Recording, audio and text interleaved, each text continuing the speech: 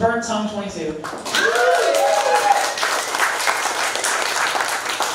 name's Mo. I like all of you. I like writing. I like Burnt Tongue. I feel very grateful that Dami chose me to MC the show tonight. Thank you. Yeah.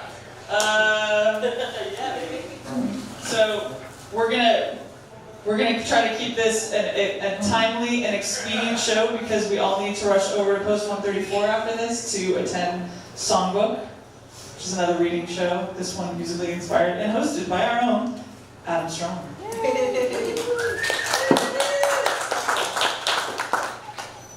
Our first reader tonight is Dami Shoemaker. They will be reading from this book, Misfits Manifesto, which was published less than a month ago to wide acclaim, and they are among the misfits who contributed their misfit stories to the book. Dami Shoemaker loves you all for being here. To know more about them, just check out their new website, DamiShoemaker.com. Friends, give it up for Dami Shoemaker.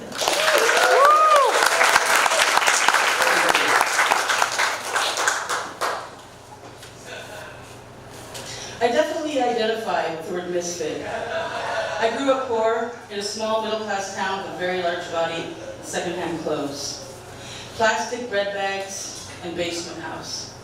My style and gender representation fluctuated and was generally inconsistent with the gender norms of my time and place. I'm making that sound like a big deal. I'm making that sound like no big deal, but it was a big deal. Literally. In my early years, I took that energy and fought back and became something of a bully before I realized in 4th grade that hurting other people didn't feel so hot.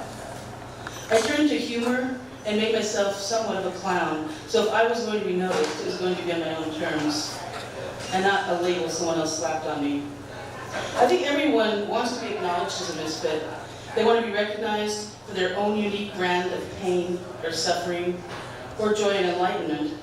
But there's a real difference between being unique and being a misfit. Misfits don't really fit in anywhere, or outwardly, they may have developed a coping mechanism to seemingly fit in everywhere, but in a superficial way. As an extroverted misfit, I can work to seem like I fit in, because I talk and put on a show of sorts. It isn't false, but I'm never really communicating from a real, deep place. I'm communicating from a place that makes me, one like you, feel comfortable. I sort of erase myself.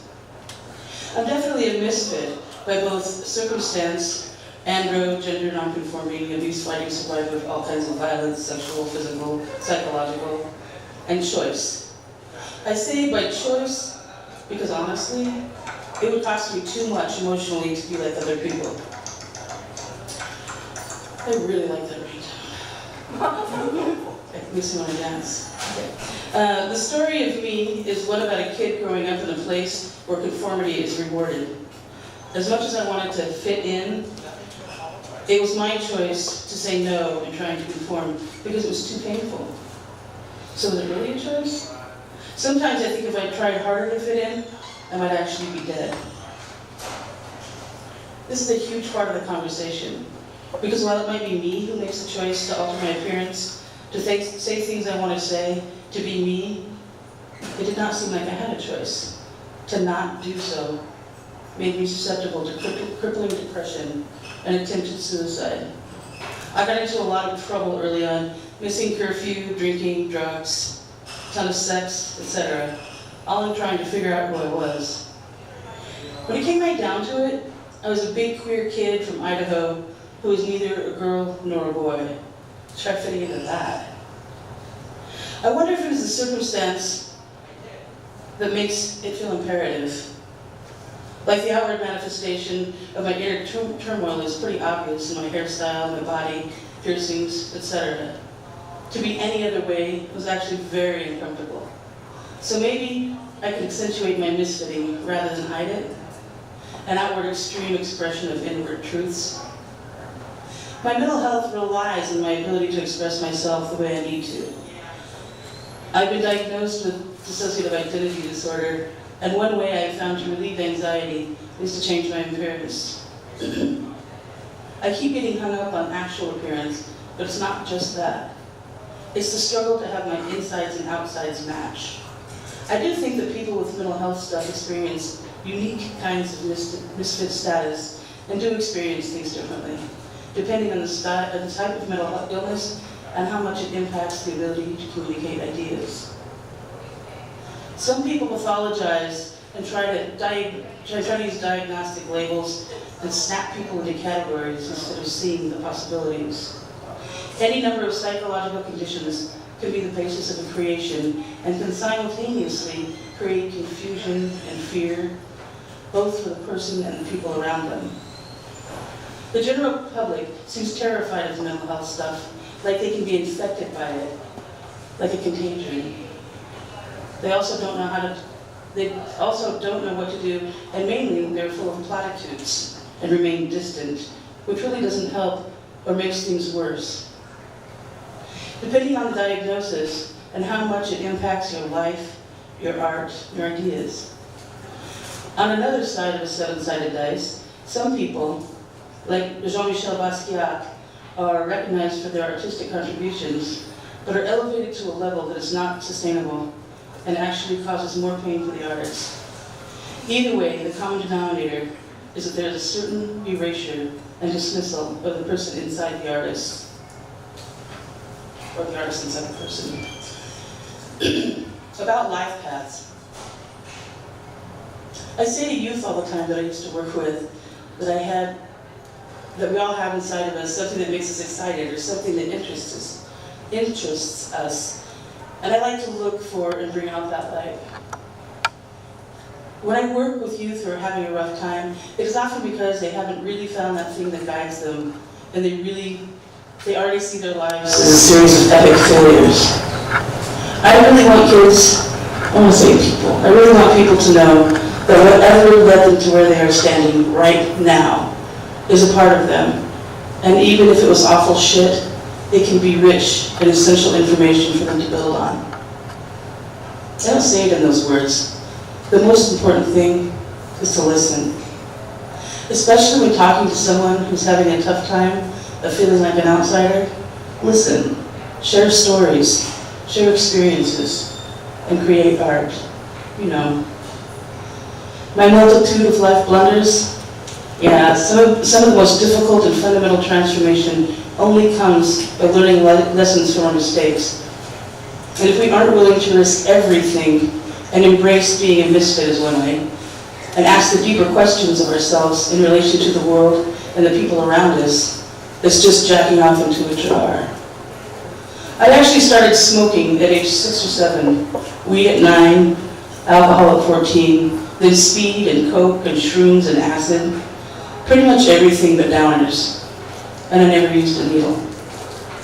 I fought a lot in grade school, mostly boys, protecting girls. All my fights were about protecting girls. Never thought of it like that, but yeah, I would have been called a juvenile delinquent. But I was also on the honor roll and class clown and played sports. I was the first girl in Idaho to play boys baseball. I didn't find my way out of all this stuff until my late 30s. My self-destruction was actually part of my mindset. Like anybody who didn't do all that stuff was a wuss. But at the same time, I would idealize self-destruction. And that is the shame and guilt that poverty grounded into me.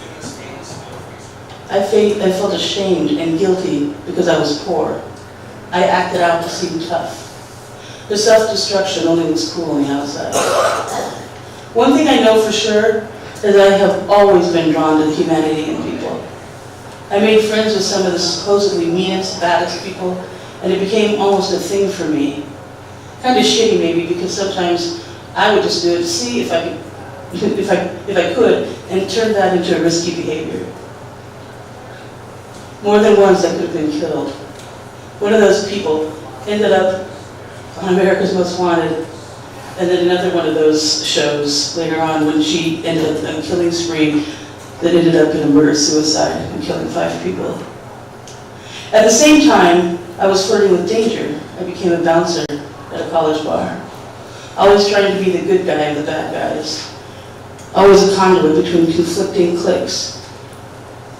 Always used my sense of humor with the good guys and the muscle and anger with the bad guys. But those behaviors seem to me to be part of a process by which I transform shame and guilt. That's my life work now, to encourage other people to melt shame and fear and own it as a part of what made them the beautiful misfit they are. We all are. Shame and fear are not the end of things. They're the beginning. If you let them become portals, which is why I like working with Lydia. I actually said that, hang on. They're the beginning. I was reading this with her, and this is to her. They're the beginning, and if you let them become portals, which is why I like working with you, because you said that. The day you said that, my ears popped. Thank you.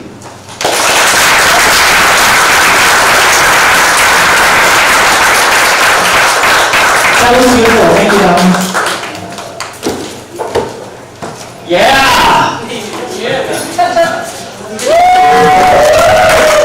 I'm something of a weirdo or a misfit rather, because I love public speaking. I'm just gonna stand here and go smile. R.V. Branham is sick, so Moira is going to read his work. R.V. is originally from Southern California and has lived in Portland, Oregon since the day that Clinton was elected president. Make of that what you will. A few dozen of his short stories, novellas, as well as an occasional poem and essay have been published here and there. He's founder of GobQ Retroweight Books and publishing editor of Gobshite Quarterly, a completely multilingual parallel text, Portland, Oregon-based magazine of prose, poems, essays, reason rants, etc. Everyone, please welcome Moira to the stage.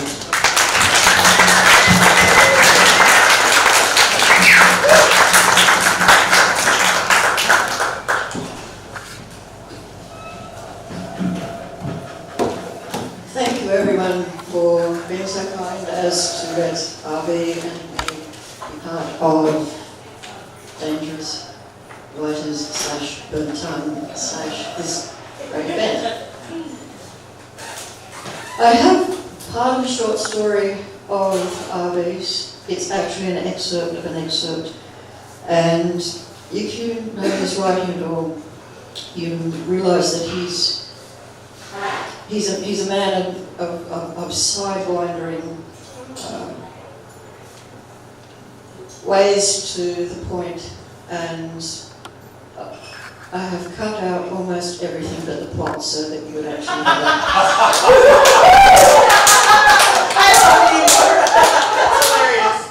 so you actually have a little story tonight. But the frames, the way he sees things, is what's not going to fit into 7 minutes. So, to begin, this story is set in Southern California. It's called Again at the northwestern edge of the Greater Sonora Desert. The main character is called Sid. She's a smartass from LA. She's down south visiting with her cousins. There's a family across the street from the cousin's house, a lower middle class family whose father's a garbage man and whose mother works at the school cafeteria. Maddie and Emma always slag the family across the street, inundate them with scorn and bile, and though Sid's stepfather is an attorney specialising in labour arbitration, and even though he takes on quite a few pro bono labour cases, and even though Sid's mother is a retired social worker, and even though they all volunteer at the Valley Orthopaedic Clinic, Sid joins the cousins in slagging these lower middle class interlopers. The oldest is Dubrovka, then Ludmilla. Dubrovka limps a bit due to polio. At least the leg brace is gone, says Emma. That leg brace was the worst, Maddie says. What about the leg braces the kids at the clinic wear? Sid asks. That's different, Emma declares. Yeah, Maddie agrees, sensing criticism, closing ranks. They're from Mexico, from Latin America, who expect braces, who expect casts, who expect stumps.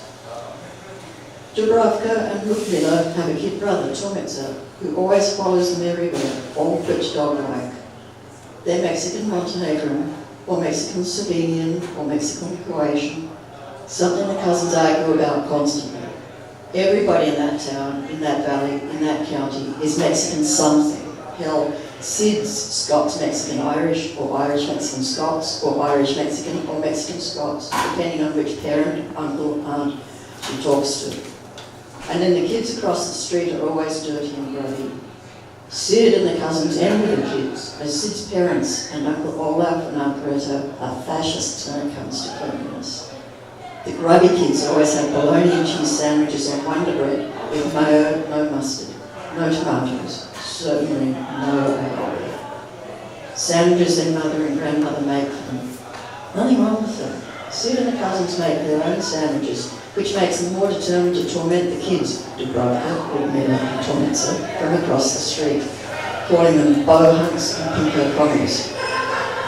Not that it amounts to much, other than to let the bohunk kids know that Sid, Emma and Maddie don't approve of them, don't like. Sometimes Sid and the cousins are able to make little Tomitsa, the youngest of the kids, cry.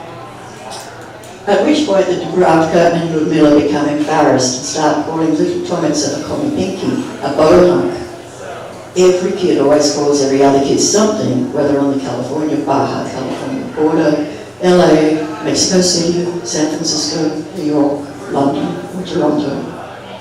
And the kids that get called something, they find someone they can call something. By late morning, Sid and the cousins are ready to go to the municipal pool, which costs a kid under 12 a nickel apiece, while those over 12 cough up a dime. The kids from across the street can't afford to go, not that they even have swimsuits. Cousin Emma warns Sid about the toilet stalls, saying that you can get a disease or get pregnant from the stalls, and Sid tells Emma that she's an idiot or a Mormon. This is a ladies' restroom, that you don't get diseases or anything from the toilet, don't get anything except maybe sometimes a wet house. Every other day or so they go to Safeway, where Sid gives the cousins shoplifting lessons. They each scoop up a huge Los Angeles Sunday Times, which tends to stay on the newspaper racks until they sell out, or until next Sunday edition comes in, usually Friday afternoon or Saturday morning, loaded with different sections and a magazine or three. That Sunday edition's half a foot thick. Then they go and hang out at the comic book rack, and when no one's looking, tuck and bundle comics into the newspapers, between and into each section. They next head for the cold cuts, bologna, salami, cheese, taking turns stuffing cold cuts and cheese into sections of the newspaper while the others keep an eye out. After that they get bread, a tomato or two, a head of lettuce and cans of frozen lemonade. Too bad the bread and tomatoes don't fit, Cousin Maddie says. Too bad, says Emma. They leave the newspapers in the grocery cart and hand the bread and lemonade to the checkout clerk. The first time the clerks ask why they have 3 newspapers, 2 summers ago, Sid tells the clerk they're picking up newspapers for neighbours. The clerk thinks that's very kindly and considerate. Every now and then Emma lets the cart go and it veers away. Whee! Cut it out, Maddie tells Emma. Yeah, don't draw attention. No one cares, we're just kids, is Emma's reply. Sid thinks about that. Adults do seem to ignore them, especially when they act up. Just kidding. You may have a point. Subsidence, Uncle Olaf explains when they ask about the slightly off and uneven floors of Safeway. When they get back to the cousin's house, 10 dusty and hot blocks away, they take the salami and Swiss cheese and make sandwiches with lots of mustard, lettuce and tomatoes.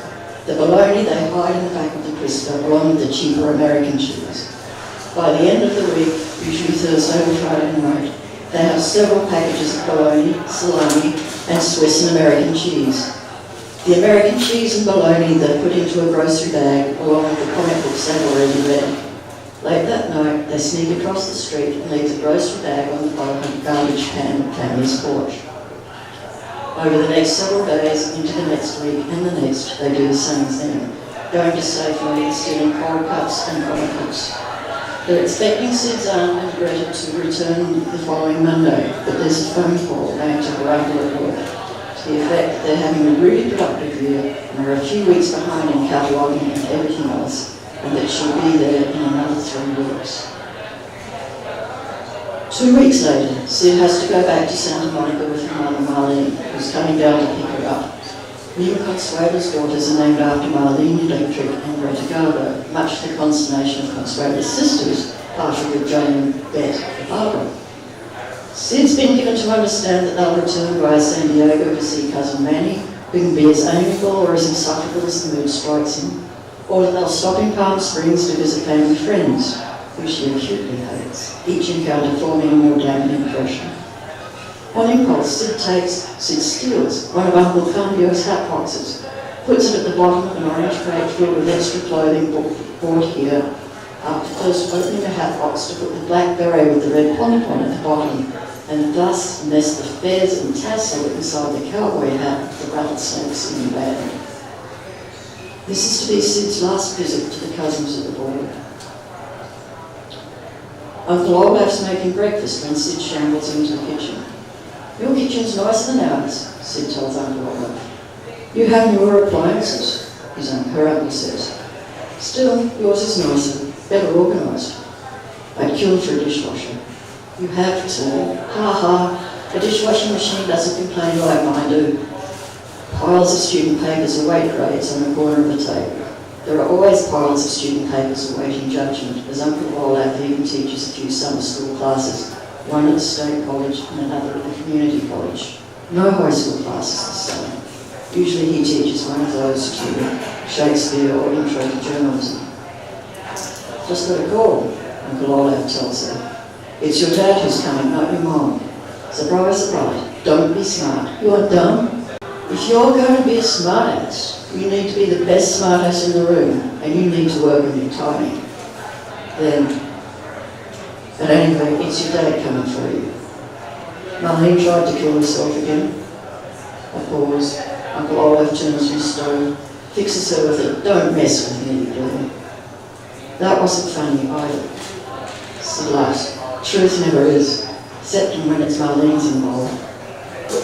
The bacon spatters and smoke a bit. "Okay, more than a bit. Windows and doors are open, so Uncle Olaf takes the pan off the flame and turns the bacon, and then turns to face Sid again. Uncle Olaf is about to say something else when Sid asks him, "Which dad?" "There are several. Her stepdad, Uncle Cambio, Uncle Olaf, Uncle Mal, all of whom she's visited for a summer or two.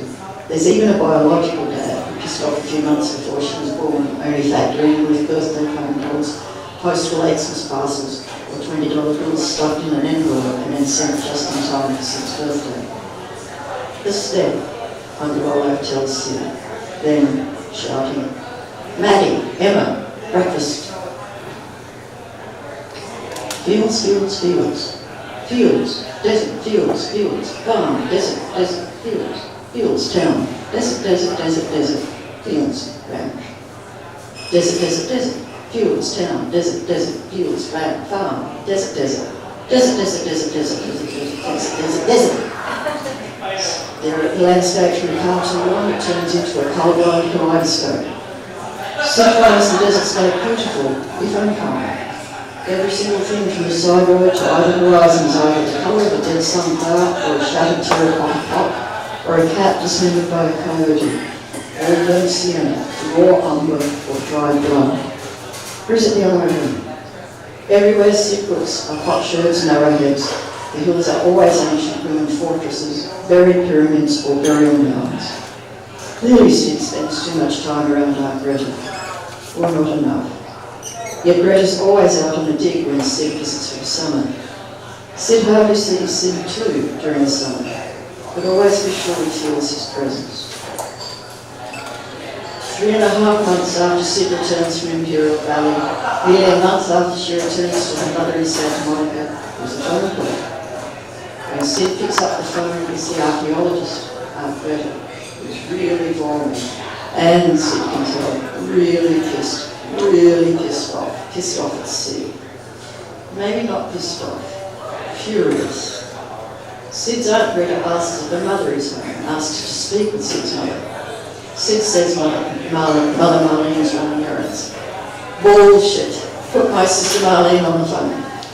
She's not back yet. I know she's back from the moon again, or I'd have called sooner. Get her. Who's on the phone? Sid's mother Marlene, having come in from the service door off the kitchen overhears part of the conversation and yanks the phone from her. What's going on, Greta? And what Sid's able to figure out, and what her cousin Emma tells her the following year at their grandfather's funeral, the postman in town gossip, having noticed bags of sandwiches and comics in Comfort House across the street from Sid's cousins, makes a connection with the Safeway manager bitching about a spurt of shoplifting over the summer. Lunch meats and sliced cheese and comic books are all the things in God's creation. The postman tells the Safeway manager about the bags of cold cuts and comic books on the porch of the house across the street from Sid's cousins, and the Safeway manager contacts the police. The police have a talk with the lower middle class family across the street from the cousins. The police ask the family across the street from the cousins a busload of questions. Nothing can be proven, and the police feel that the family is probably innocent and that someone's messing with them, because everyone generally messes with that family. There's an inexplicable yet compelling aura of kidney around the lot of them. The family says that they get grocery bags left on their porch, get grocery bags left almost every week during the summer, but not left on their porch the year before, but left the year before that. The family always assumes that someone's being a good Samaritan. They're too embarrassed or too proud to ask around. Later, one of the cops wonders about that family's pariah status and how everyone's so compelled to mess around with that family, shunning and slighting the father, who was a World War II vet, who actually fought for his country, and now limping around on a peg leg, his actual leg forcibly separated at Anzio. Even going so far as to ignore him when he shows up to nights at Columbus meetings. His fellow knights all but ignore him even when he wins at bingo, which he often does, much to the collective chagrin. Ignoring his albino dwarf wife and her widowed midget mother who lives with them, and who's only being seen at dusk when she waters the lawn and the rose bushes along the sidewalk. All the neighbourhood kids call her Vampira. Mercilessly bullying and teasing the grubby kids. Even the other garbage men shun that family. The mark of Cain. The cop confesses that he himself is tempted to kick the old man's ass, and yes, he knows that's wrong, but that's mean and unchristian. But there you have it, the cop says, he still feels that way. There you have what, his partner asks, having lost the ever-thinning conversational thread. A week after the police interrogation of the family across the street, Sid's cousins Maddie and Emma are busted at Safeway while stuffing comic books into the Sunday Times. They haven't even gotten to the deli section yet. Cousin Maddie swears that they haven't ratted her out, but Sid doesn't believe the lying little cunts.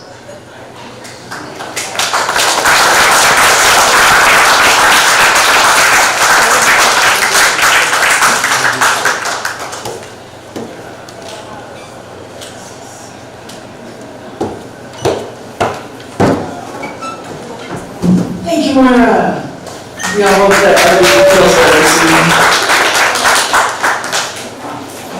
Chris Lundgren began writing slam poetry at 14. Preferred pronouns include they, them, theirs. They have a book of poetry published on Amazon. They are a feminist and activist for human rights and social progression. Welcome to the stage, Chris.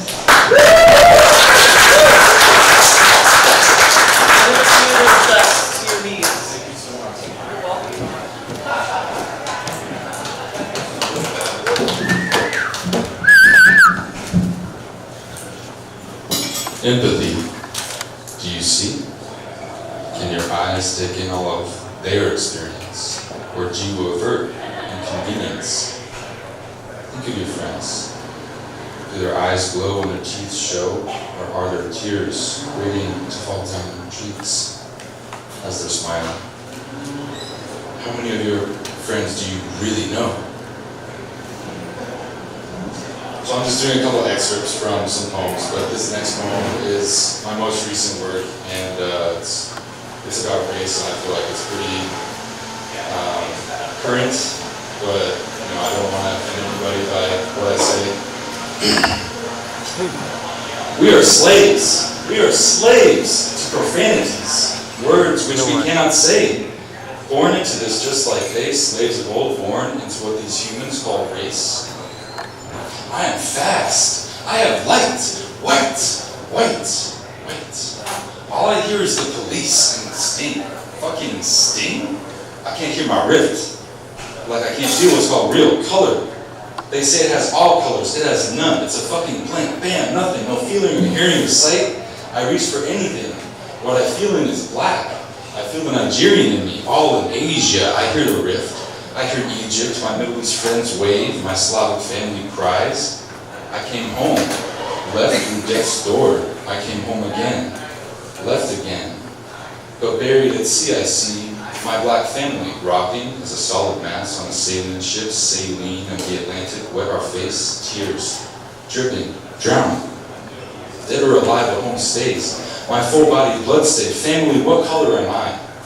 Not white, brown, off-white. I'm on earth, and I prefer the work and honesty to leisure and lies. I look at the eyes, they tell the type, not how ripe the skin is. The skin tells lies, makeup and tattoos aside, the skin lies. It tells you that one has it all, every color. What a lie. This one has nothing, said their skin. What a lie. Skin me. We're akin. Give me some skin.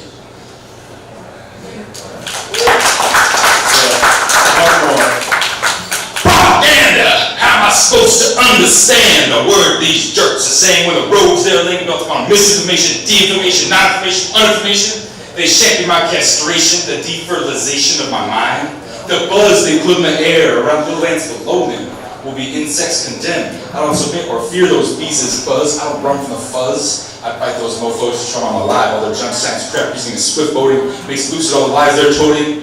They got code words for their bees-only club. I hear the echoes from the chamber below. I understand their double speak. They tell us twice ways of killing elites. PSA's public service, do they do me right with these announcements? Do they show up their personal political procrastination?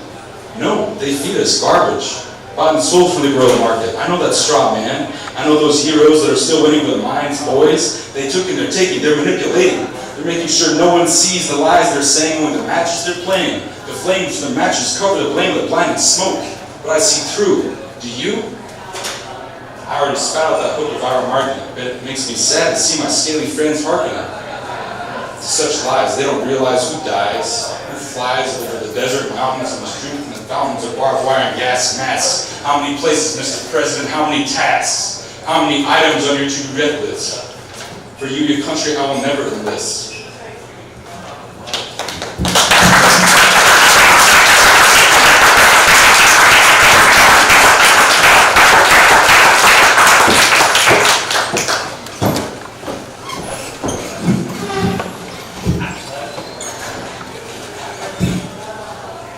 Forgive me while I scroll. Thank you, Chris. That was great.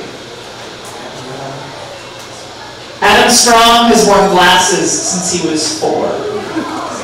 Adam Strong is a high school digital arts teacher and founder of the reading series Songbook PDX, which conveniently is tonight at 8 o'clock. His work has appeared in Yale Magazine, The Gravity of the Thing, and in the anthology City of Weird. He writes and loves in Portland, Oregon. Please welcome Adam.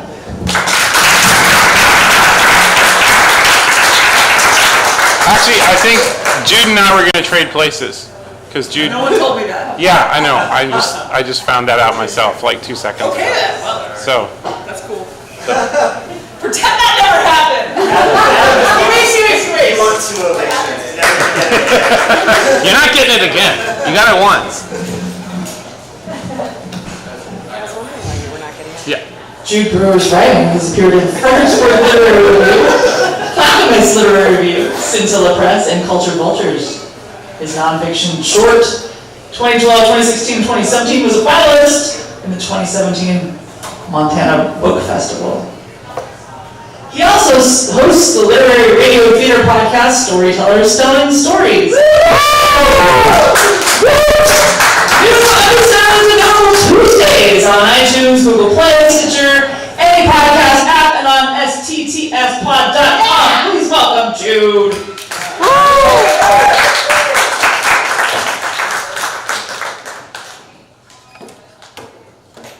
Oh, that was really exciting. Here you all. Watch out for that. Cool.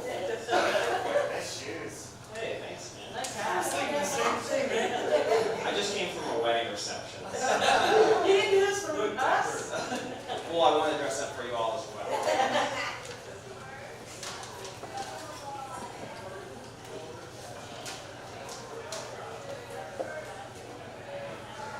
You are not moments away from dying, I tell myself. You're not moments away from dying. If you can breathe and extinguish your thoughts and do nothing else for a while, you will feel more alive than ever. You may even cry because your fiery mind will douse itself with oxytocin, serotonin, melatonin, whatever tonin, all things necessary in their individual function, but all together telling of what the hell is happening right now.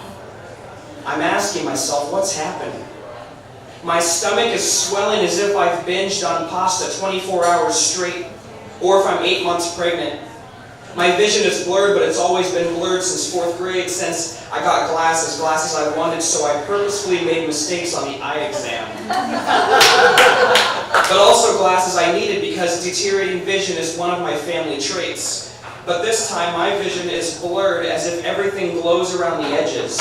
And the anti-nausea medication warns about serious side effects like blurred vision, oh my god! My neck is stiff and the internet says a stiff neck plus blurred vision could be serious warnings of a concussion. And I did hit my head on the kitchen cabinet 3 days ago. Before the gastritis the doctor diagnosed me with, maybe that's what all the vomiting was. Maybe I have a concussion and maybe I should have told the doctor I hit my head. The one fatal mistake.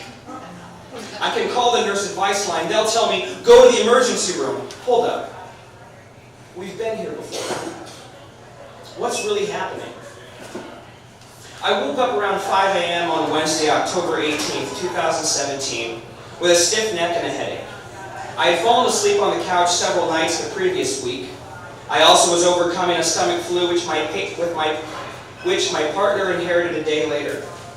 We both experienced vomiting and diarrhea. I was prescribed onidestrin for the nausea which can commonly cause a headache, as the label on the outside of the orange pill bottle states. I woke up from a nightmare. In the nightmare I was running home through a pitch black city, and my partner wasn't answering any of my calls. And a voicemail from the emergency room cussed me out, and when I got home I found the entire property blocked off with yellow caution tape. An officer approached me saying our baby had been murdered, but we didn't have a baby, did we? I woke up to the reality in which we didn't have a baby. Our reality. Your reality. Every time I woke up, I was recalling a life I had previously lived before falling asleep. It's the same ritual we all celebrate. We live, we sleep, we live again. But when I was growing increasingly used to the idea that this most constant reality, our reality, was flimsy. That maybe somewhere down the line I had slipped into a coma due to a severe electrical shock I had suffered 6 months previous while helping a friend fix up a house. That electrical shock had momentarily synced me up with all the different dimensions of me in a single moment. And I was convinced that every day I woke up, I was becoming further entrenched in this dream reality. Not a false reality, a version of the overall truth. And I thought about it too much, then I could pass out and wake up in the truest version. What's really happening here?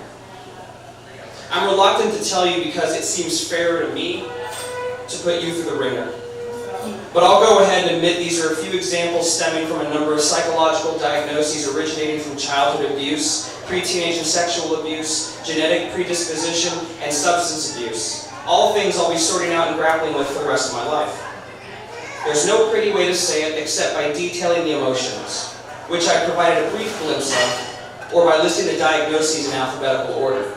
Alcoholism, general anxiety disorder, obsessive-compulsive disorder, panic disorder, post-traumatic stress disorder, pre-psychotic disorder. These all get periods after them and indentations because they're sentences and paragraphs all on their own. To give you some context, I'm a 28-year-old Caucasian male. But in just one of these diagnoses, there are 2.4 million versions of me living today. And one of these diagnoses involves psychosis, a symptom possibly warning doctors of schizophrenia, or bipolar disorder, the former belonging to my father, the latter belonging to my mother. We'll have to wait and see if doctors believe I've developed either, and I can add another period and indentation to that list. Have you read enough? This is all it takes to really understand a person is certifiably crazy, and it was much more fun dragging you through the delusion of it all. But here's the craziest thought. Maybe when I'm questioning the flimsiness of reality, or the probability of my imminent death, I'm not wrong. Because here's the craziest experience. Most days, that list of periods and indentations vanishes as if I'm normal and everything's fine. And everything's always been fine. If anything was actually wrong with me, wouldn't I feel it 24/7? I do feel it 24/7. I should admit that. Friends and strangers have asked before what a typical day for me is like. My standard response is, I wake up, eat some, write a bit, go for a run, watch a movie, listen to music, stay up late, write some more. But I leave out the part where I can't quit thinking about what the 45th US president might do next. And I stay up too late writing and wake up late the next day and miss something important and forget to pay a bill and realize I should have been making money all last week. So I freak out. And instead of fixing the overdue bill or the sleep schedule, I fixate on something else. I obsess over sexual thoughts, and if I don't, I'm more likely to panic. It's a trade-off. But too much of either is another balancing act, and this could all be attributed to a number of the disorders. I could be a sexual victim. I could just love sex. Why can't it be both? I don't want to think anymore. I want to drink until I'm so sick that I throw up. Why am I throwing up? It's food poisoning. No, this is the third time this month I felt sick like this. It's not the alcohol. Maybe it's a cancer spreading. My scrotum felt sore all week. Maybe I should have told my doctor. Maybe it's too late and this nausea is the beginning of the end and my muscles ache. My body's breaking down. Maybe see if a warm shower helps. Maybe see if breathing deeper and slower helps. Maybe see if drinking more water helps. Maybe see if writing this all down helps. Maybe you are not moments away from dying, I tell myself.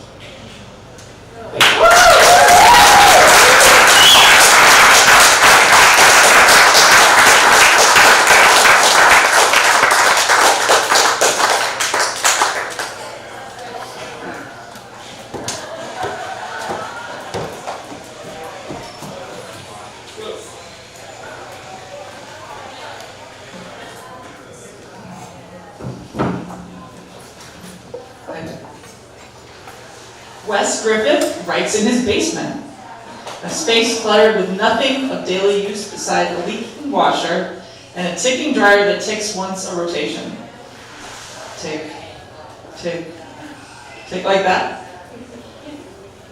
The rhythm found in Wes's prose is established by that ticking dryer. Wes is also a beer pusher, a father, the partner of an amazing woman, a tiny house builder, and a teacher of fiction at Portland State University and Portland Community College. His work has appeared stapled to utility poles, in the poetry box outside the Purple House on Southeast Salmon, and twice on the 14 bus headed east. Please welcome Wes.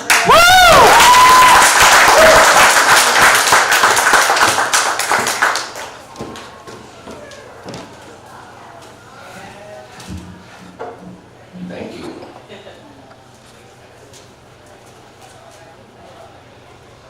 I got 2 stories, but after Jude's story, I don't think I can read the other one. So, this one it is. No Lesbian love story tonight. The smartest thing I could have done was hang up the phone. But I wasn't thinking smart. I was thinking dirty dishes. Thinking you don't start, you'll be here before bed.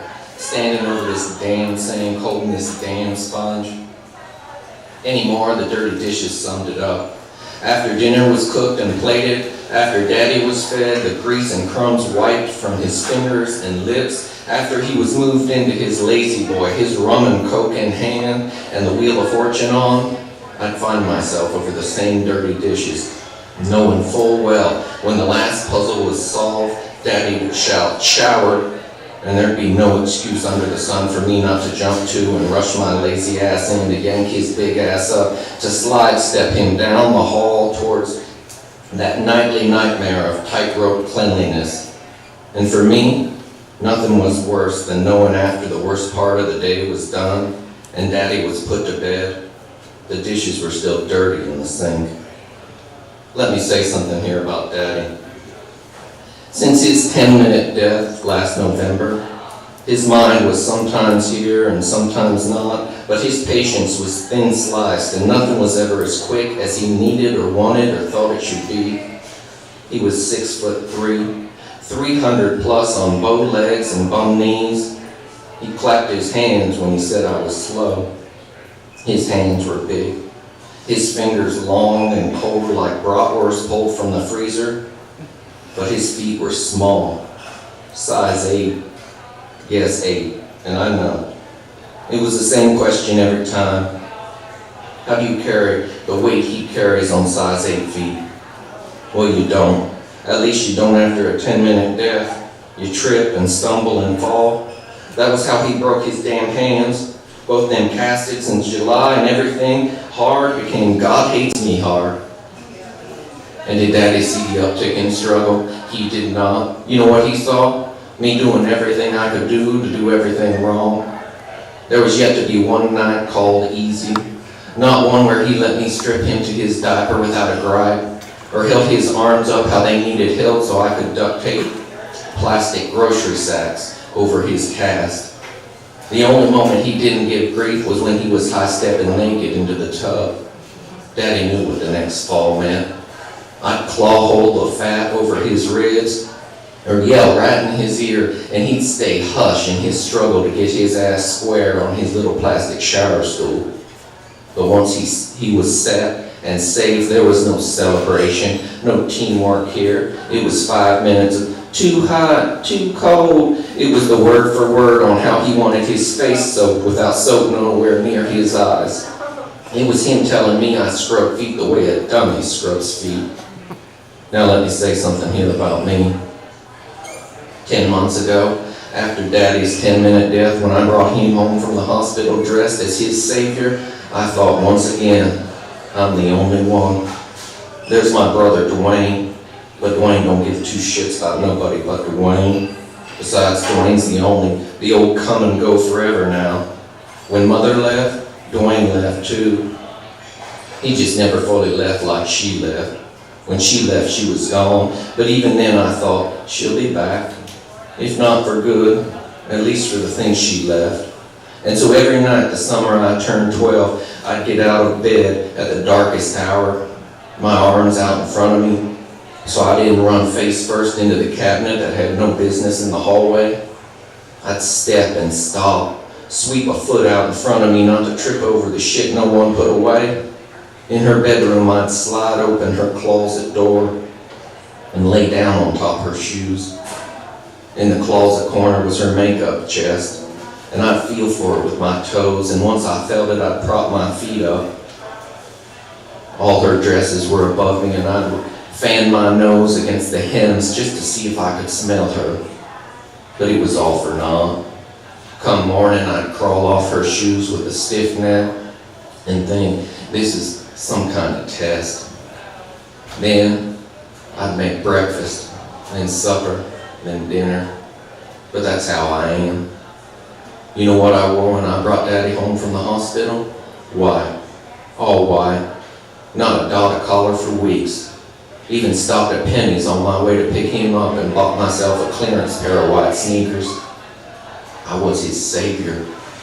Daddy wasn't going to no state home to get shoeboxed in with 6 or 7 olds so some minimum wage jewelry thief could shovel someone else's leftovers into his mouth. Daddy was being brought home. At least that was the plan, which was an adjusted plan to my original plan to sneak off in the dead of night like my mother. My original plan called for me to finish beautician school, which I was a perm and a collar and certificate away from finishing. But when Daddy had his 10-minute death, and so I said to myself, Darlene, you leave him like this and you'll carry the weight of him wherever you go. What do?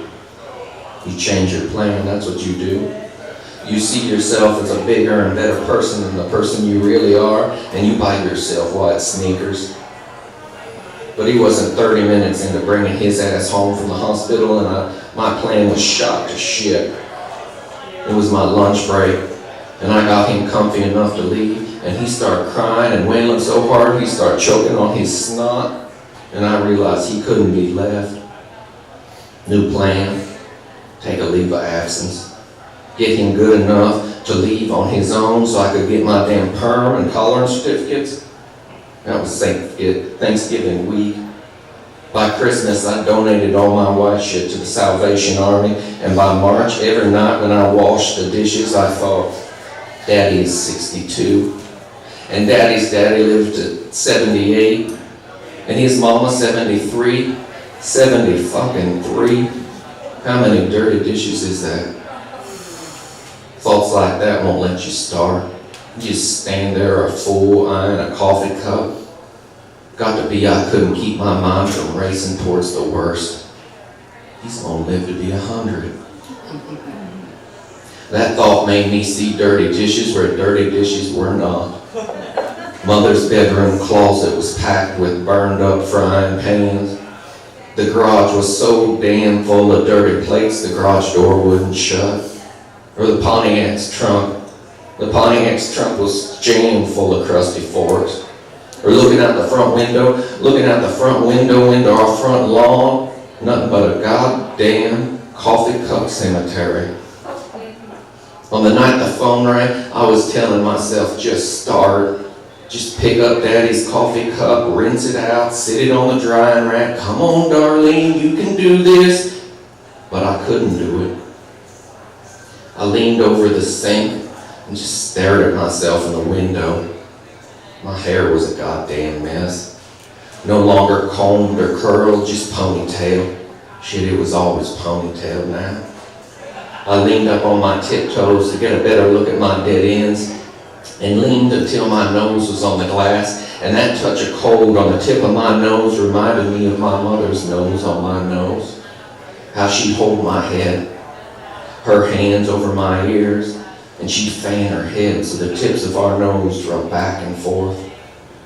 Her face so close I could smell the rose water behind her ears. Her soft cigarette breath telling me, your nose is my nose. I tried to remember what she looked like. I pulled away from the window, tilted my head one way, then the other. Her nose was a triangle, a really small triangle, rising up to a perfect round point, and my nose was all fat and low and spread wide over puffy cheeks. My nose was never her nose. And to think I once thought it was tells you something about me. Tells you how goddamn stupid I was. So stupid I couldn't even look at myself no more. And I turned my back to the window and the dirty dishes and just stared at the smoke-stained pink roses on the wallpaper. Just do the fucking dishes. Turn your ass back around. Pick up Daddy's mug. Keep your head down. Sponge to mug to plates to forks to knives to... And that was when the telephone rang. No one ever called. But when they did, it was always after dinner. Some fool selling aluminum siding or daily subscription to the Dispatch. I pulled the hair tie out of my hair and ran my fingers through the greasy mess and let the telephone ring, ring, ring. Darlene, Daddy yelled. Darlene, get off your ass. I yanked the receiver off its handle. Not today, I answered. A woman with a robot's voice said, will you accept the charges from? And a short pause before a click, and then a deep, scratchy voice said, accept it. My throat wrung out a weak yes. So weak the operator asked again if the charges were something I'd be willing to accept. I will, I said. The operator said, thank you, one moment please. And a moment later, it was just Dwayne and me on the phone. The phone's tapped, he whispered.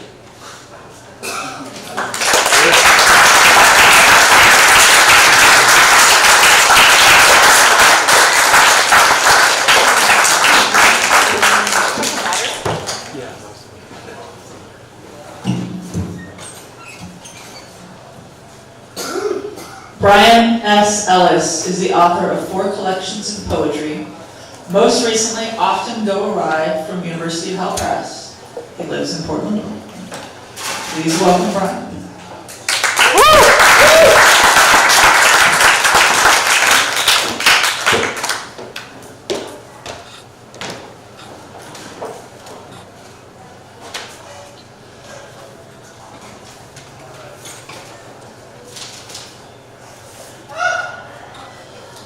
I didn't know about Wes.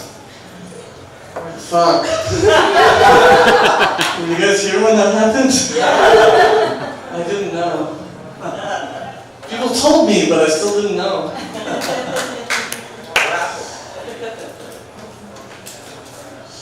In my mother's religion, silence is the voice of God. Silence is the sound we cannot hear. Silence is the voice drowned in electricity of the skull, the raging storm of mind, the furious light of body.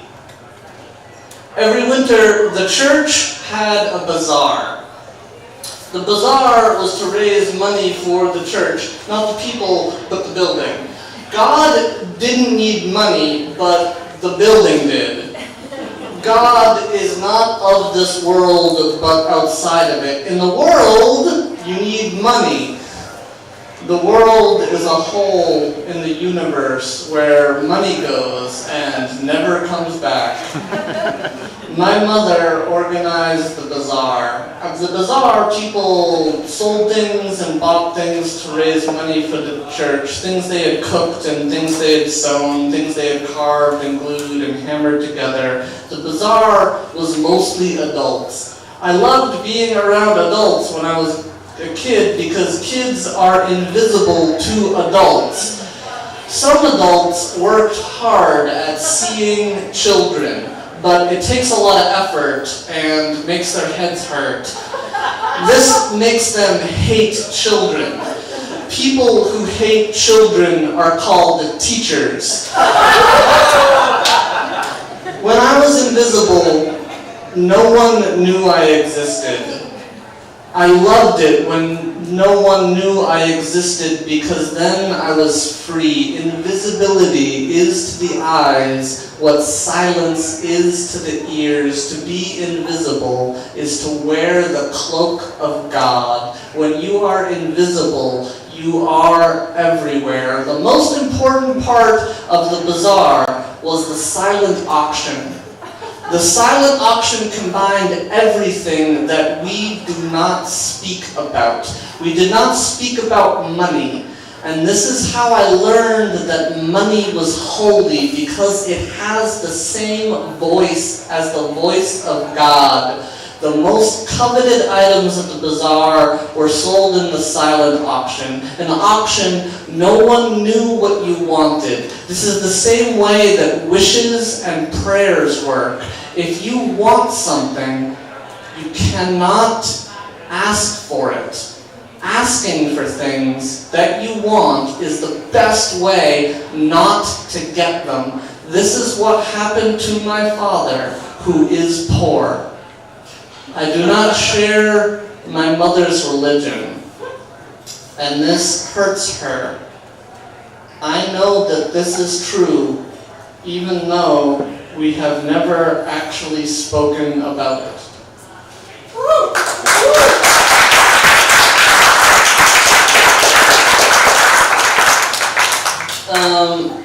The text of this poem is taken entirely from former South Carolina Governor Mark Stanford's 2009 apology over a 3-day disappearance, which was originally attributed to hiking in the Appalachian Mountains, where he revealed he had flown to Argentina and fallen in love outside of his marriage.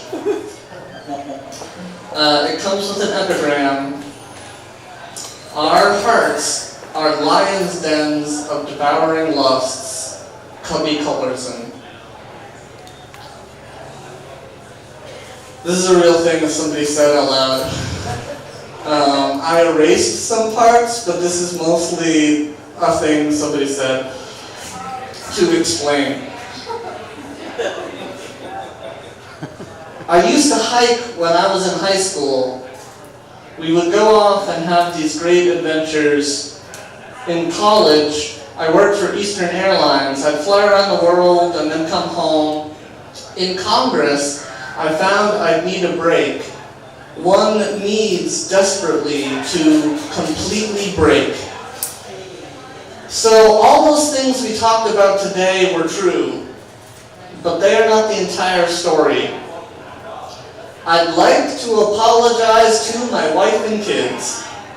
My wife, who stood by for 20 years, and my staff, and all of those South Carolinians, and my friend Tom Davis, who was with me from the first, and all of the Tom Davises of the world, and my father-in-law, who laid the cards all out on the table for me to see. I'm here because if you look at God's laws, they are designed to protect people from themselves. And they're not a rigid moral list.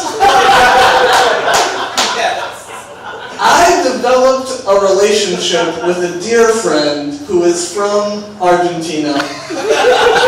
This person and I ended up with a very serious conversation about God's law. At the time, I could not let my guard down. It was because she was so far away that she was in this zone of protectedness. We developed a remarkable friendship over those 8 long years, and then it sparked into this sparkling thing. I see Cubby Culbertson in the back of the room here. I consider him to be a spiritual giant and a dear friend. There is a continual process all throughout one's life in order to get one's heart right. I would never stand here before you all as one who says that I am completely right with regard to my heart on all these things. But I would say that I am committed to trying to get my heart right on these things, on this odyssey we are all on in this life.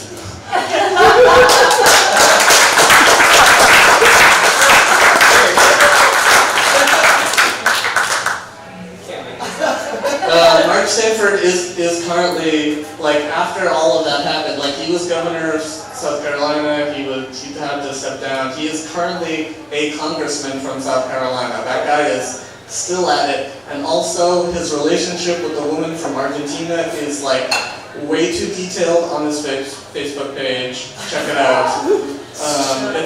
It's real. I'm gonna read one more thing. I'm reading a bunch of poems, even though I don't write much poetry anymore. I'm a dangerous writer. I joined the table 2 years ago. I'm part of what I call in my head the last cohort.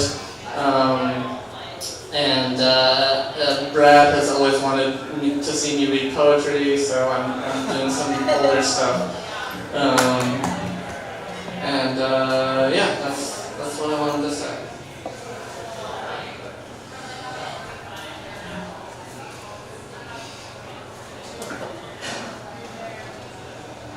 Something went wrong the first time I first left the front door of my first house, and that time I never came back.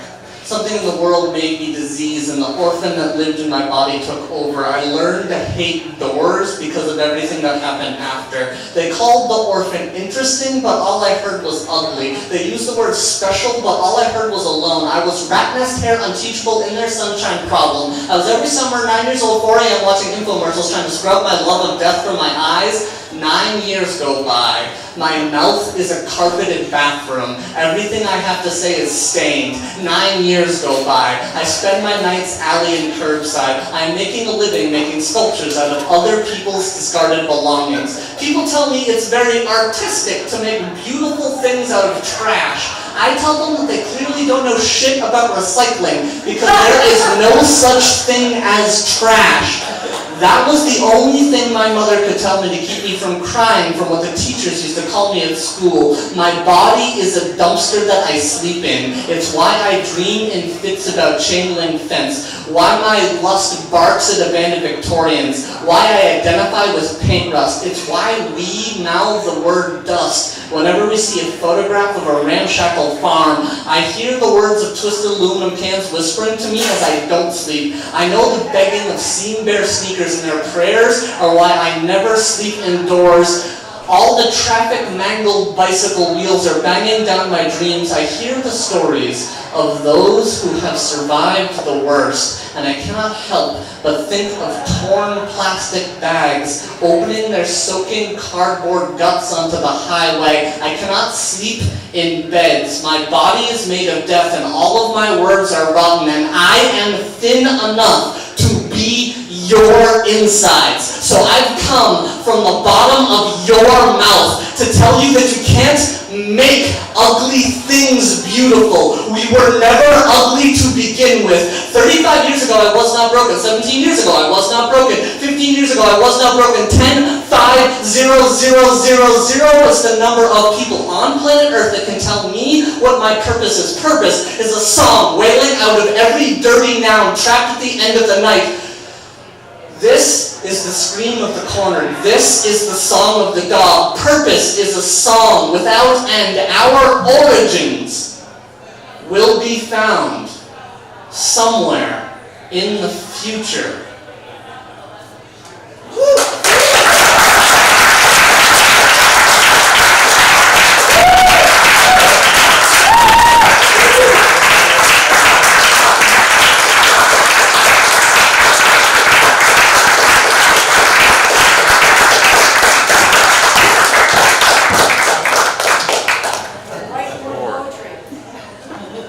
Wow. May Pogson wrote this. She is from Oregon. That's all it said. Yay!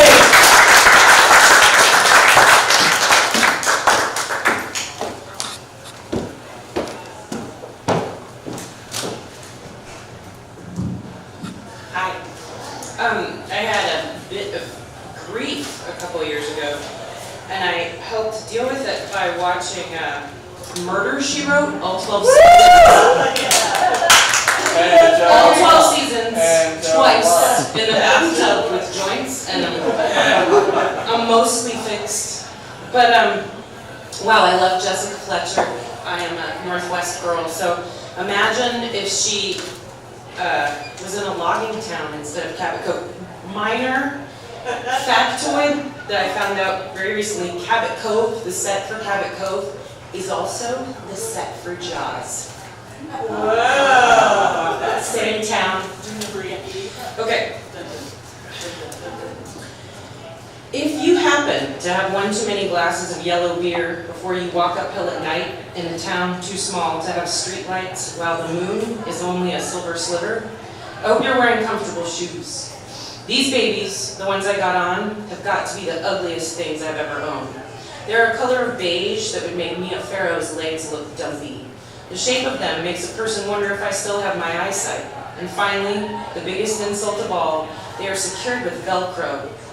My shoes scream, look who has a tough time reaching her feet. Do I care that my shoes are ugly? Nope, not one bit.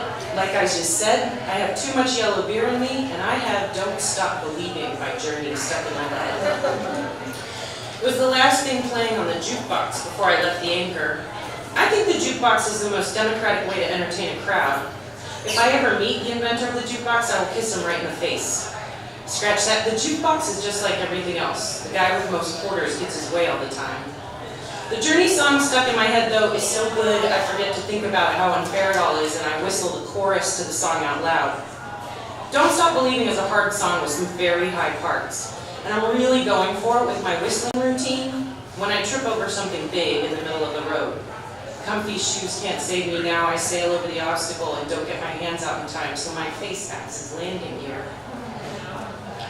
It takes a minute to see through all the darkness and beer. I reach out to touch the something big. It feels like a face, a person's face, a cold person's face. My brain and eyes are having a hard time making a full loop of circuitry. Brains and eyes get their act together, and in no time at all, I am back on my feet, letting out a series of high-pitched screams, high-stepping, and trotting home faster than I have in years. Doing an impression of someone half my age, and no one's there to see it. That is a dead body. Right there in the road, the quiet little road that goes by my house. I get home as fast as my ugly shoes will take me and call the sheriff. Then I flop on my sofa to recover from my scurry. Just as the pain from my fall starts to set in, I hear the commotion of official types. My horror of finding a dead body is replaced by my need to figure out who the heck died the road. I put on my dear departed husband Larry's Carhartt coat that goes down to my knees and head out to snoop.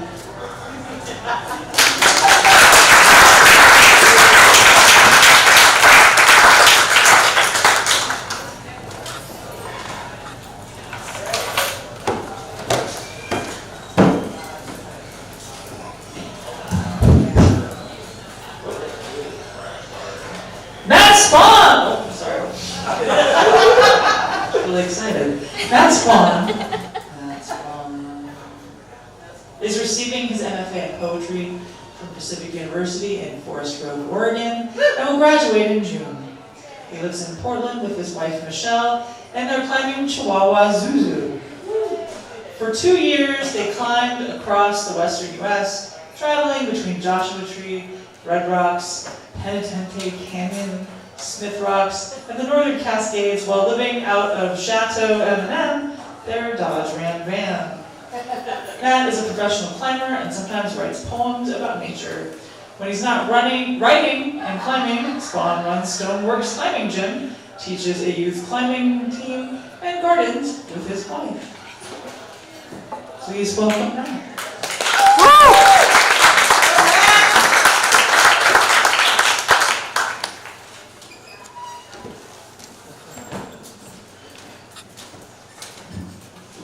Hello. Hey! I'll try not to read too fast. I really have to go pee. Too much to drink. My first poem is called Yosemite Prayer. I speak into the night some mutterings of prayers and dreams. The wind plays with my voice, takes it, I don't know where, don't know who will hear, what angel, what human with wings and a smile. Everything is falling, silent and still. Trees are stark black skeletons butted against the beautiful glimmer of fading light tonight. I throw my bones into the wind, unsure of their meaning. Bones colored in starlight, drifting, tumbling through outstretched limbs of pines, dancing with the quiet wind, words dancing in a blank blackness towards the silhouette of dawn. This next poem is called Green. I'm thinking about green, walking through the Jade Museum in San Jose with Michelle, and things keep coming up. Red Rover for one, then my childhood, and it may seem odd, but I think of Ralph Nader too. Then it's a cascade, from the Mona Lisa's dress to photosynthesis. But it ends at these jade beads on a necklace encased in a glass box back down the hall. I think of how this royal mind requested them for the necklace he placed around the neck of a woman he desired to make love to. I imagine her collarbone as Michelle walks ahead in a yellow tank top, and how their lives must have went. Maybe in the middle of the buzzing jungle night, after entangling themselves from their straw mattress, where their musky scent lingered, this royal mind snuck this woman he loved to a place where only holy men were allowed, and sitting on top of a stone pyramid, sang into her ear, knowing she was holier than any god above, but for some reason never telling her. And as Michelle turns the corner, I'm suddenly afraid. I think of the light like the one at the end of Daisy's Gatsby staring, thinking about this great mystery of love and loving, about the fears we all share, about sex and entangling ourselves, about wanting and desiring, about knowing the one we hold close at night, whisper our secrets to, could turn the corner and walk away forever. This next poem is called The Garden. I watched clouds lace together through blades of Japanese bloodgrass at the edge of my mom's garden. I've tried to stitch her heart together with belief. I tried to carry whatever it is, a runaway daughter, a vicious father, love and love again. But I can't escape the image of the kitchen knife she left to stain the living room carpet. My therapist says it's normal to wonder, but adds, Are your thoughts of suicide real? My friend Dave says, all the bold climbing you've done doesn't count if you end up killing yourself. We can all be saved or we can't. I scrubbed the carpet for a week while she was in the hospital, then the psych ward. Sometimes you're lucky and someone gets off work, comes home early. I come home a lot more often now. Listen to her talk about her garden as she drinks a bottle of wine. The roses aren't doing so good. They have black spot. But look at my hydrangea. Look at the star jasmine. She has garden gloves on. There's dirt under her eyes, sweat around the neck of her blouse. There's a need for constant tending, but there's always something blooming that doesn't have to be stitched together. How are you? She still asks me, sitting down on a wooden chair to listen. An entire life of pain, and yet the scent of star jasmine fills her backyard.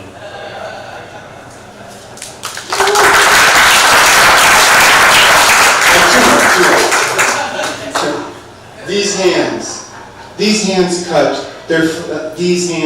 cut, their flesh peeled, grayed with aluminum, swollen, dirty, printless fingertips with nothing for the soothsayer but torn calluses and raw salmon skin, the color of Cupid's cheek, she says, flipping the last card, love. But the manicurist, what happened to your cuticles? Shaved off, I say, left in some crack filed by a desert rasp. Well, I can't work in blood, she says, and that's $35 down the drain. El Dorado to Yosemite to Joshua Tree. Lizard skin, elephant hide, these hands made ancient by batholiths and mountains named for gods and forgotten men. Frozen, thawed, burnt. Tools to break the glass of creeks and rivers to get closer to touching heaven. When the sun goes down, they feel through darkness, stretch the edge of night so they can come to you. Rough hands catching your softest spots, thighs, indentations at your hip, curve of your stomach. Brillo hands sticking to strands of your hair as I comb my fingers through, or catching that small piece of lint from your sweater that I can hold in the cold mountains so I can hear you say, touch me. Feel you pull me close, lace your fingers to these gnarled bristle-cone fingers that roll a small tuft of fabric in the darkness of mountain night so I can find my way home. And my last poem, let me take you there. The crazy mountain breeze makes me float. Tree branches take the shape of lightning. Bees hold the sky. I run until I'm exhausted, but the sun makes it easy, so I keep going. Into pines noisy with dance, up into talus where it's the strange stillness of a dance just ended. And I hear the pulse. I hear the pulse of moths beating rocks and the lisp of dandelions and paintbrush. I feel the vibrations of water pushing veins through clumps of moss. The wind gushes. Pollen paints my shoes, orange fat for the gods. Quiet explodes, and I close my eyes. I close my eyes, listen. My heart hears as the sun hums to my eyelids.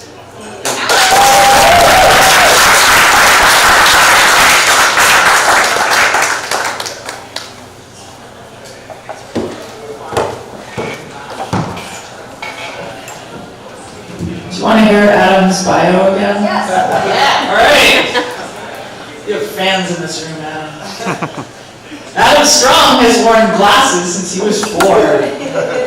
Adam Strong is a high school digital arts teacher and founder of the reading series Songbook PDX. His work has appeared in Nail magazine, The Gravity of the Thing, and in the anthology City of Weird. He writes and loves in Portland. Friends, please welcome Adam Strong. Thanks, Mo. Thanks, everybody, for coming. Thanks, 22. Can you believe that? That's crazy. I'm just going to call this Chapter 1. I used to look forward to Dad coming home. From about 1970 to 1977, Dad would go into his office when he got home from work. The slam of the door, the poster on the wall, the poster on it was of a small spacecraft returning to its mothership. Underneath the mothership, written in solid gold, was Electric Light Orchestra. He'd turn the stereo up, there would be the barely there sound of water bubbling, and the smell coming from the other side of the closed door was like a skunk waltzed through the halls. Afterwards, when the door opened and Dad slid out, his eyes were all red, and when he spoke, his voice was one octave lower. My dad, the stoner. That's when he'd lift me up, put me on his lap, and we'd watch TV together. After a while, I'd get up and get him a beer. Dad's body was this huge thing next to mine. He had big muscles that snuck up on me. Those muscles made me feel like he could kick anyone's ass that tried to mess with me. Dad and I, we palled around together. That's what he called me, his pal. And then Dad finally finished up the engineering degree. It took him 3 schools and 2 transfers to finish. He cut his hair short. He switched vices from weed to scotch. He started wearing ties. He grew a beard to cover his face. The older I got, the more I lived under the thumb of him, always scanning my every move, and my every move was wrong.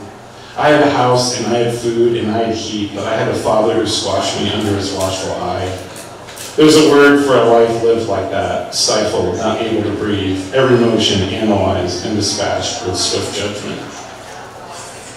But there was a time when he wasn't that way, when he came home and got stoned, when he had long hair, when he didn't take himself so seriously. That's what he used to say to Mom. Linda, you need to not take things so seriously. Back then, Mom called him the dirty hippie. Mom was a painter, and for a few years, Dad was the fuck-up. Those early years, me and Dad and the top down of his lime green Carmen Ghia, when we drove over the bridge into Manhattan, the color of the sky and all those cars moving in one long river of highway. Dad's face, his big sunglasses, his long hair blowing around his face, the smile that peeked out from all that hair. All of this, he said, this whole wide world is yours, kid. It's all for you. That memory was the kind of thing I'd forget about a few years later when he was telling me just how full of shit my brain was, or how I was too goddamn lazy to do anything right. And sometimes in the middle of one of his tirades, I had this weird moment of clarity, where I could see how what he was saying to me in the present would affect me in the future, when I was an adult, when I can't see criticism as anything less than an attack on the blood and bone of who I am, the damage of a life lived under a microscope. But there were a few years before he set up an electrical system in me that could be called upon and shocked. That's what it was like under his reign, a form of surveillance I'd wear. So just by looking at me, he could increase my blood pressure and send messages from my brain to my heart, make my palms sweat, even fuck with my ability to speak. And sure, some people say they can't blame their fathers forever, but how can you not when he installed a goddamn electrical system in my veins? When he made me the image of his fears and anxieties, or maybe his dad formed his own electrical system and it was just a contract handed down from one generation to the next. I was just a kid, I only saw what was in front of me. I didn't know it wasn't personal. My whole world was imagination mixed with a generation portion of escape. Because by escaping, I just didn't have to deal. So this world I built up, it was from the soft, comforting hues of any pleasure, no matter how small.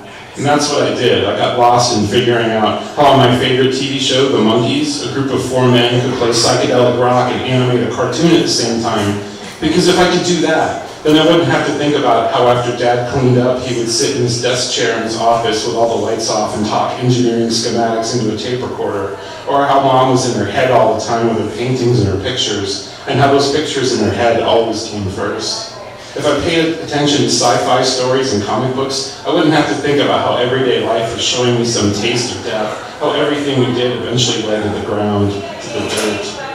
And I never thought I'd be able to leave all that hurt behind, for Dad changing and never going back, for tricking me into hiding the tapes, for leading me down to Miami and then taking off, and the lies and the lies and the lies. And with all of this, at the end of it, I couldn't believe I did it.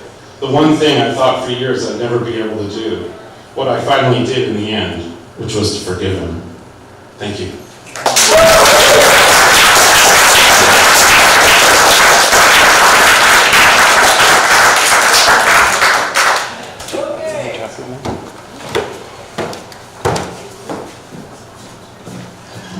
Kelly Chesky is a queer femina, social worker, and writer who engages love, connection, and activism as agents of cultural change.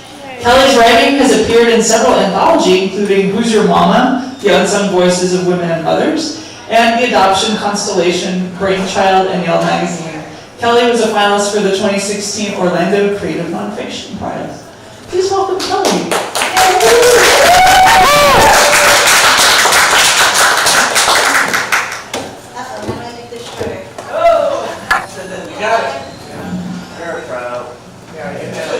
Is that right? Perfect. Okay. That's right. Thanks for asking me to read, Domi.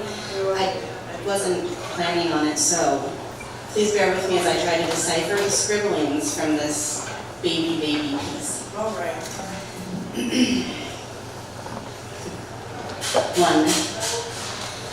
1. Ream rock in Riddy Rat language. Ream rock in Riddy Rat language. Meow. Kelly number 1 and Kelly number 2, Kelly Ann and Kelly Susan, Kelly B and Kelly W. As first graders, we talked in kitty cat language and created plays where we crawled around meowing it.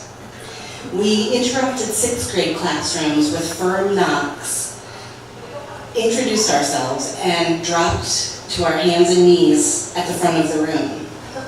Our 1st grade teacher, Mrs. Plummer, encouraged us to take our show on the road, as long as all of our worksheets were filled in first. Kelly Susan's house was different from mine, with her German Shepherd Strider and wood stove smoke smelling up the living room. We had meat and potato dinners with bread and peanut butter on the side, tall glasses of milk, homemade turtle brownies for dessert. We had sleepovers with a long row of girls in nylon sleeping bags, squirmy and slippery on the carpeted floor. We whispered until the morning light. We whispered until the morning light. Played Wake Me Up Before You Go Go by Wham while we rolled up our bags and stuffed them into sacks. We didn't meow then. In 6th grade, a party in the family room in the basement.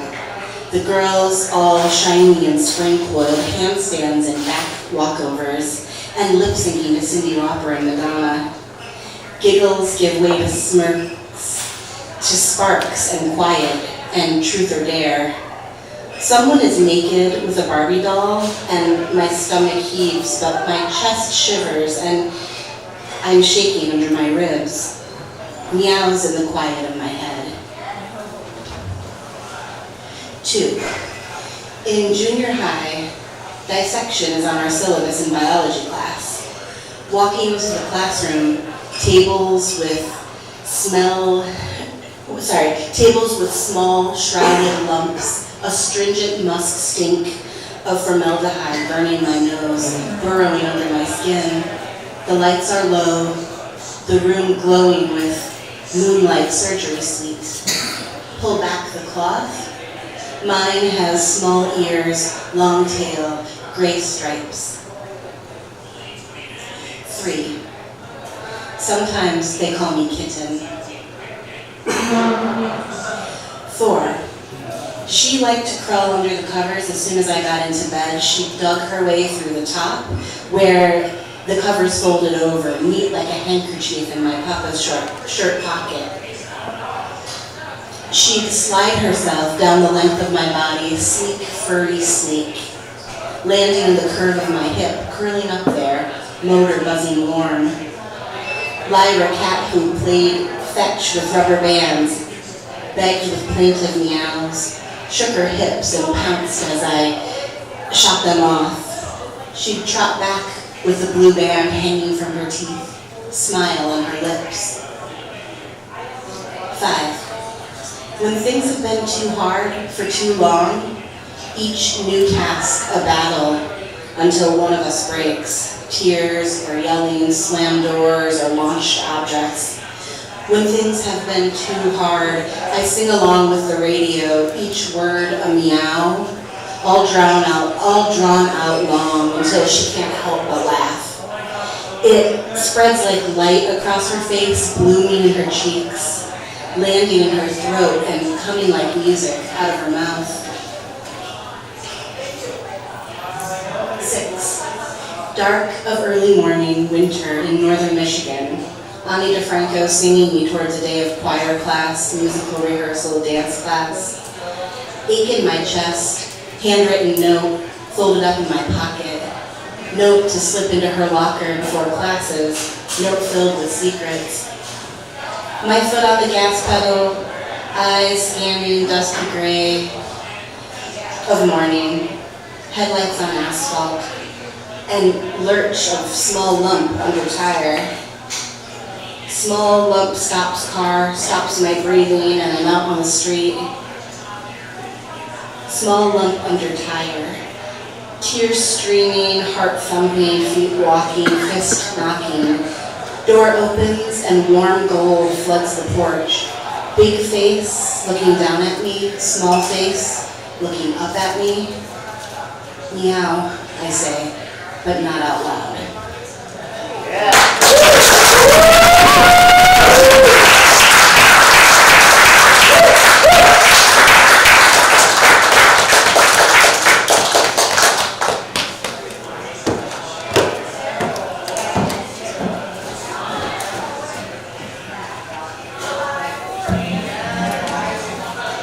Our final reader is Jake Vermont. Jake is the co-founder of the White Noise Project, a reading and discussion series aiming to center writers of color and underrepresented voices. His work has appeared or is forthcoming in Grandma Poetry, Capitalism, Nature, Socialism, and Teo. A poet and engineer in Portland, Oregon, he can science the shit out of things and actually be Asian, unlike Matt Damon. Please stand.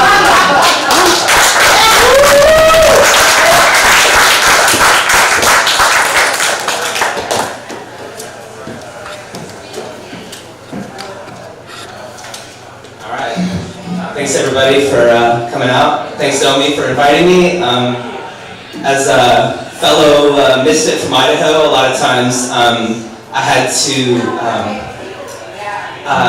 deny, like I would always get racialized as one thing or another, like Mexican or Chinese or like Muslim / Arab, which is kind of the same in some people's eyes. And so in the age of Cheeto Hitler or whatever, we're all trying to figure out how to resist. And I'm not looking forward to seeing certain family members next week for Thanksgiving, like I'm sure a lot of you are, in conversations or whatever. So I don't know. I just wanted to sort of like float out. I'm only going to read a couple poems because we can all get out of here of my own. But yeah, I just sort of like float the idea that the best way to resist is sometimes to be in solidarity with the people that are being attacked. So I'm going to read a poem by Bryn Saito. She's a Japanese-American poet out of San Francisco. And to recognize, yeah, this is not new. It's kind of been going on for a while. And so this is called Alma, 1942. To board the train without suspicion, I told the man I was Chinese. Can you believe it?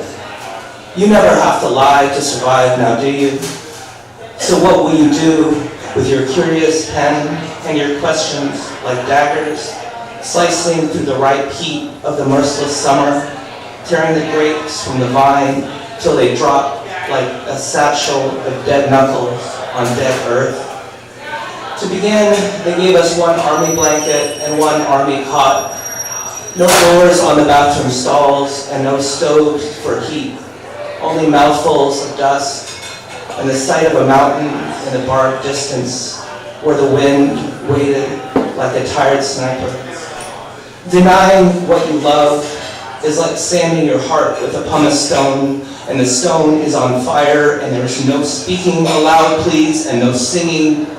You'll see it for yourself when you go there roving with your questions for the barracks like a hungry ghost.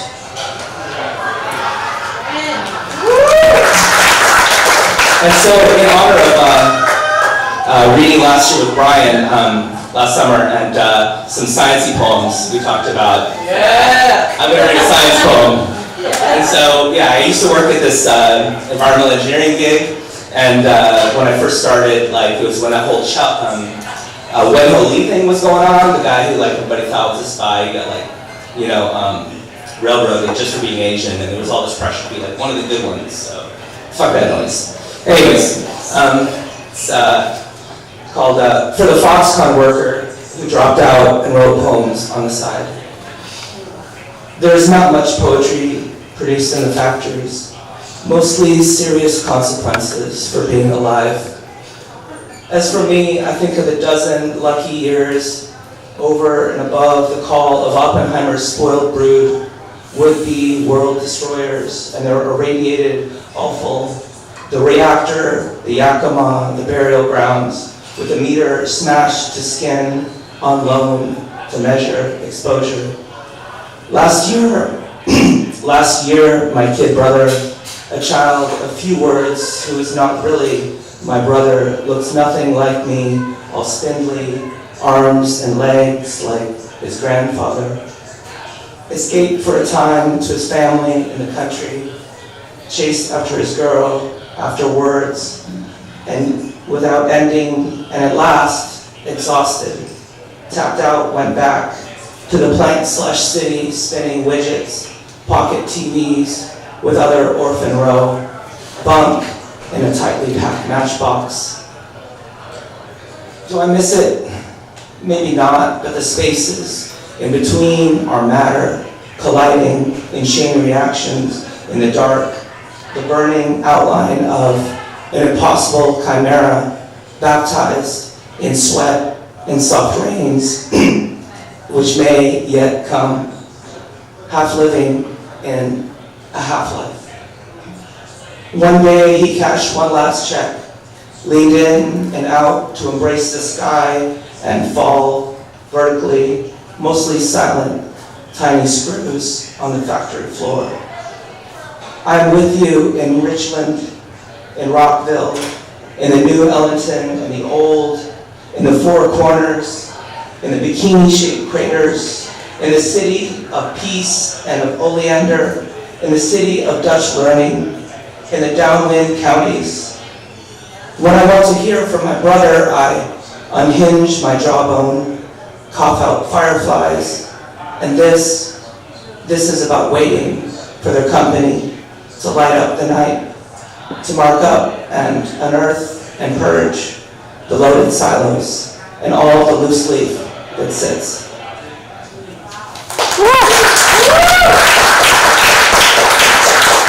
Thank you.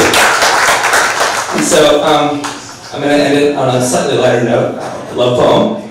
And I don't know if anybody watches American Gods or reads, like Greek mythology and stuff. I figured this would be sort of like a hypothetical dialogue between Odin's two ravens, Thought and Memory, Hugin and Munin. And so it's called Maps of Sand and Noetic Eddas. Munin. There are things that I can't change. Every disturn of seasons, the ghost of an echo of a laugh, thoughtless conspiracies of little ravens, pinions winnow away days from a chaff of years. Again, above the fray, flight and denial of memory, a light on the ramparts of your city, on this wall and that wall, in a country thin in cedars.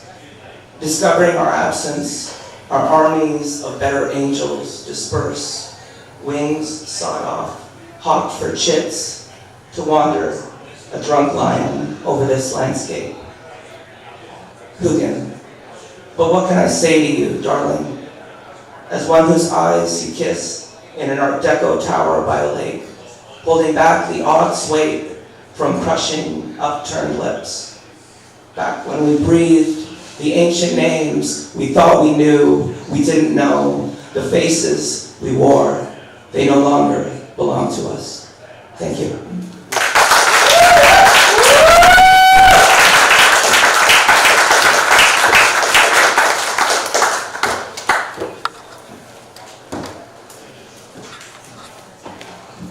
Before we all leave, I would like to express gratitude to our readers for sharing their work.